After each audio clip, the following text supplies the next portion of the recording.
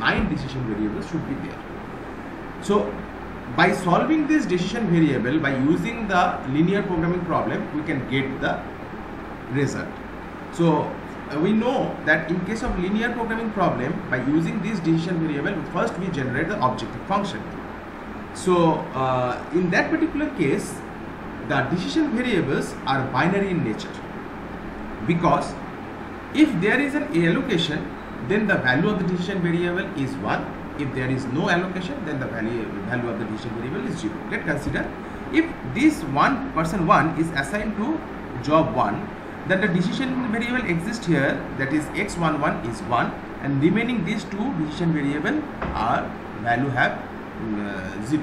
Similarly, for 2, if 2 is assigned to job 3, then the decision variable, that is x23 is 1, the remaining two this decision variable value is 0. Now first, after defining this, after creating this cost matrix, first we define the objective function. Here we define the objective function. So how we can generate this objective function? Basically the objective function, which is nothing but the multiplying of the cost coefficient and the decision variable. So for this, what is the objective function? That is summation of I1 to n, summation of j1 to n, Cij, Xij. So that it can be easily implemented for this C3 by 3 matrix. That is the I can just define here. We cannot write here. What is the objective function? That minimize z is equal to C11 into x11 plus C12 x12 C13 x13 plus C21 x21 plus C22 x22 plus C23 x23 plus C31 x31 C32 x32 plus C33 x33. So this is a objective function having 9 terms, and each terms is generated by multiplying the cost coefficient and the decision variable. Okay. So this is represented by equation 1. Now we can define the corresponding constraints. So we can define the constraint in two respects, in the respect of the person, in the respect of the job. Okay.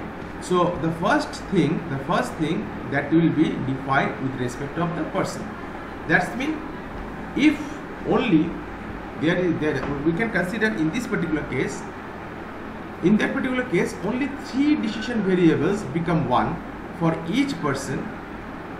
That means only one job is assigned for each row. We only find the variable that is equals to 1, which is represented by this question. Okay. So by this equation. So here in this particular equation, so there is a xij. So this xij with respect to person 1. For the regarding for the person, 3 equations should be there where we can generate the xij is 1. Similarly, in respect of the work, there should also have 3 equations are there where the corresponding value, that is j1 to n xij is equal to 1. So that's mean they are required total 3 plus 3 6 constraints for this basically assignment problem. So we can get the objective function, we can get the constraint and the value, and we can also consider that the cost function but cost value is never 0 in this assignment problem. That is, the decision variable is not 0. So in that case, we can define the objective function, we can define the constant, and we can define the non-negativity. So in such a way, we can represent the assignment problem as a linear programming problem.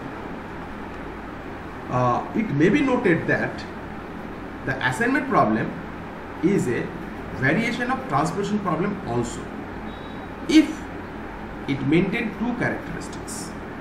The first, the cost matrix is a square matrix, and second, the optimum solution of the problem would be such that there would be only one assignment in a row or column of the cost matrix. If these 2 characteristics is considered, then we can represent an assignment problem as a transportation problem also. Now we can define the approaches by which we can solve the assignment problem. First we define the technique, that is by which we can solve the minimization assignment problem. Basically the assignment method developed by D. Kong, a Hungarian mathematician, known as Hungarian method of assignment problem, is which is much faster and efficient. Now this algorithm have basically 9 steps. Okay, so we can write the 9 steps here, but it is very easy to understand if each of the steps can be considered with an examples. Okay, first just we can give how the steps are performed to solve a particular assignment problem. Now we can for that we can represent these steps, but it is easier for the students to consider these steps with an example. So now you can see that is there is a 9 steps are there. So how these steps are basically implemented for a problem, so that we can take an example. Okay, so we can take an example. So each steps also be defined here, and how we can just deliver how these steps are basically implemented. So this is an assignment problem.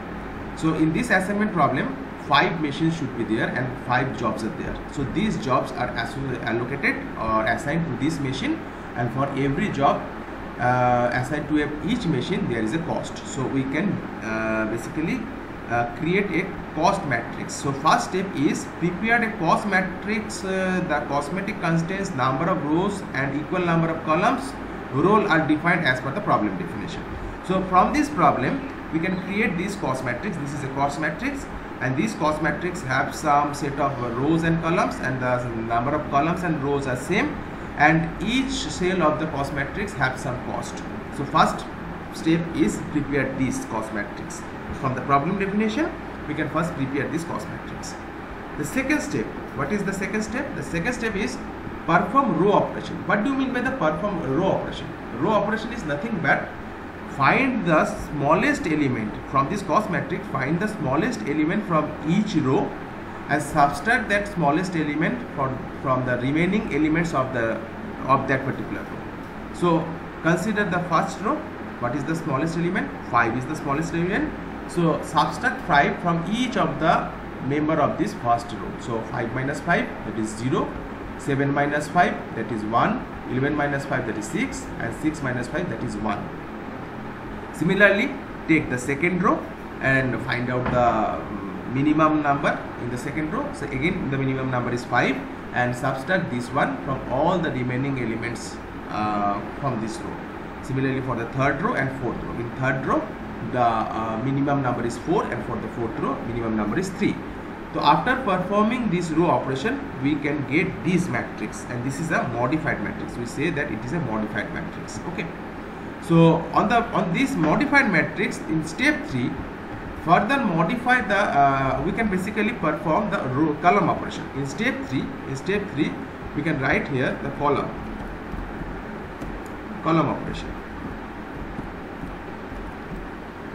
It is a similar type as the row operation, and it will be implemented on the matrix after performing the row operation. So we can take this matrix now. So in case of column operation, you can take a particular column, that is the first column, find out the minimum value and subtract that minimum value from the remaining elements of that particular column. So in that particular column 0 is the minimum value, so 0 will be subtracted from the other elements, so there is no change. So in that case there is no change is defined. So just a minute, take the two matrices now. So there is no change in the first column after performing the column operation. In the second column there is also a 0 is there, so there is no change in the second operation because any number is subtracted, 0 is subtracted from any number, there is no change. But in the third column the minimum value is 4. Now the 4 is subtracted from 6 and from 4, from 6 and from 5, and we get a new column.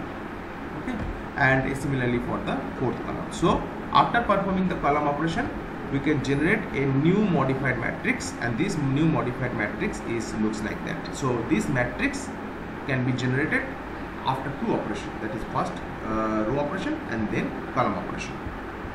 So after performing the column operation, we go to step 4. Okay.